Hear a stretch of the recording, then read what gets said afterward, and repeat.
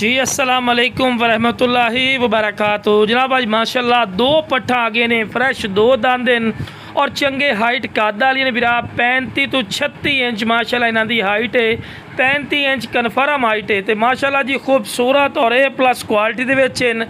जेड़े बिरा आखदे ने कि फौजी भाई बीतल पट्ठा का शौक करना है जनाब, बीतल पट्ठन बीतल बकरी दी माशाल्लाह पट्ठन पईयां और फ्रैश क्रॉस भी हुई नागरे डब्बे तो बिरा।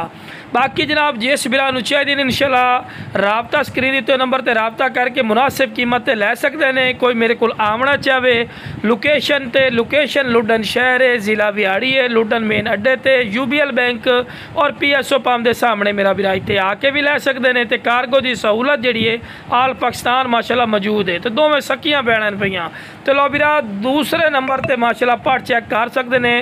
माशाल्लाह ब्लैक बीतल अमृतसरी है, मोनी पाठे बिल्कुल तोता फेस चंगी झालर चे कन्ना दे लापर माशाल्लाह जबरदस्त है और चंगे हाइट कद चे छोटे मोटे हाइट कद बिरा बिल्कुल ना समझा है।